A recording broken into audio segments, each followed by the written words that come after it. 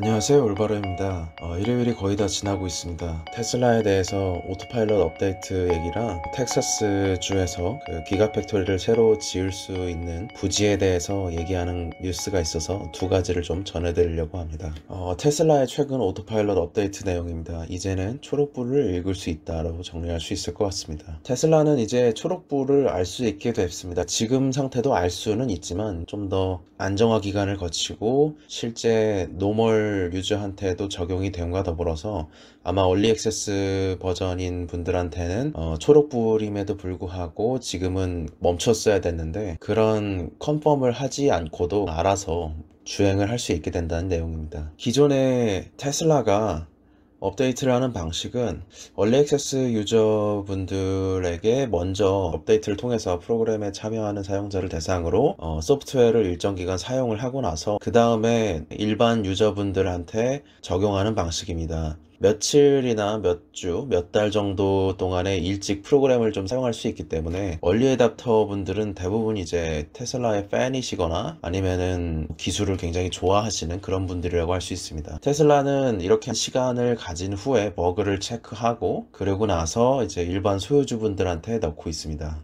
그전에는 빨간불이거나 초록불이거나 신호등만 보면은 무조건 감속을 했는데 지금은 이제 인식하는 단계를 지나고 있습니다. 그래서 풀 셀프 드라이빙 모드의 최신 업데이트 차량이 스탑 사인과 신호를 인식을 하고 사용자를 위해서 자동으로 정지할 수 있는 기능이 추가되었습니다. 오토파일럿 모드가 켜져 있을 때 얘기입니다. 그러나 아직은 빨간불, 노란불, 초록불을 가리지 않고 현재는 이제 멈추고 있다는 겁니다. 그냥 멈춘다는 거고요. 코너를 돌 때나 이제 교차로 상에서 혹시나 모를 위험 때문인 것 같습니다. 교통사고가 많이 나는 곳 중에 하나가 교차로일 만큼 위험에 대해서 보수적으로 들어가는 것 같습니다. 테슬라는 주행 신호를 인지하고 아마 일일이 주행과 정지 컨펌을 받지 않아도 되도록 할 거라는 얘기입니다. 얼리 액세스 드라이버한테 소프트웨어가 곧 업데이트 될 거라고 합니다. 소프트웨어 설명 사진이 나왔기 때문에 아마 거의 오피셜인 것 같습니다. 다만 아직은 리드 차량이 있는 상태에서만 가능하다고 합니다. 그래도 대단한 발전인 것 같습니다. 그 정지 신호를 인식하는 것과 그리고 주행하는 실제 도로에서 주행하는 장면을 좀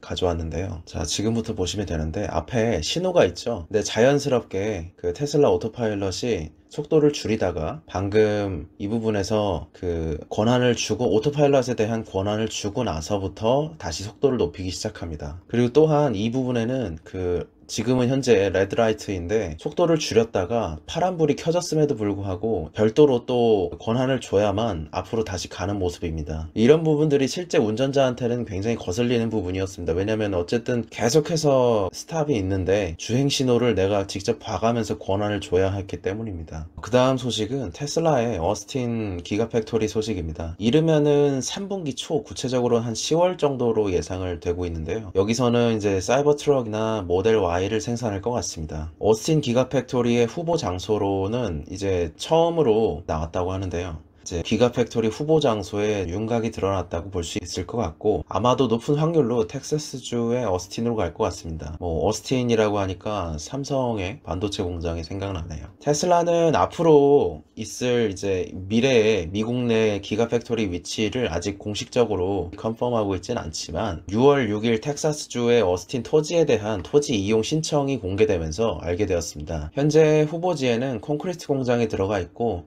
이 근처에 메이저 하이웨이와 오스틴 공항이 있습니다. 그래서 한 400만에서 500만 정도 평방피트가 될 거라고 하는데요. 해당 공장은 빠르면은 10월쯤부터 시작될 수 있다고 서류에 써 있습니다. 일론 머스크는 트위터를 통해 이 땅을 매입할 수 있는 옵션은 있지만 그것은 행사하지 않을 거라고 했습니다. 테슬라는 재정적 인센티브에 관심이 많다고 합니다. 어쨌든 최근에 배터리 회사들도 그렇고 LG화학이라든지 삼성 SDI 같은 경우도 인센티브를 많이 따라가는 모습을 보이고 있습니다. 초기 투자 비용이 많이 들기 때문인 것 같습니다. 텍사스에는 한편 좀 이슈가 될 만한 걸로는 텍사스에는 테슬라 전시장만 있지 알다시피 테슬라는 전통적인 딜러십을 통하지 않기 때문에 텍사스 내에서는 공장이 들어감에도 불구하고 구매가 불가능할 것 같다는 얘기입니다. 그래서 텍사스 주민분들은 주 밖에서 온라인을 통해서 구매를 하고 주 밖으로부터 텍사스로 배송을 받아야 할 거란 얘기입니다. 또한 머스크는 테슬라는 본사와 그 미래의 퓨처 프로그램들을 텍사스 네바다로 즉시 이전하겠다고 예전에 밝힌 적 있죠. 근데 이 부분에 대해서 그러면서 이제 옵션을 남겨두었는데, 만약에 우리가 프리몬트의 공장을 유지한다면 앞으로 테슬라에 대해서 캘리포니아가 어떻게 대하는지에 달렸다, 이런 식으로 좀 딜을 하고 있습니다. 캘리포니아의 남은 마지막 카메이커이기 때문에 레버리지 효과를 이용할 수 있을 것 같습니다. 오늘은 일단 테슬라의 두 가지 소식만 일단 전해드렸고요. 최근의 소식이 혹시 계속해서 전해진다면 유의미한 정보가 있을 때는 전해드리고요. 뭐 중간중간 중국인 부호가 머스크의 땅을, 그러니까 집을 샀다거나 뭐 이런 얘기들도 있긴 한데, 그런 거는 따로 전해드리고 있지 않습니다. 일단은 큰 변동사항이 없이 테슬라의 대한 비전은 저는 이제 계속 가져갈 생각입니다. 좋은 하루 되시고요. 좋은 주말 잘 마치시기 바라겠습니다. 올바른이었습니다. 감사합니다.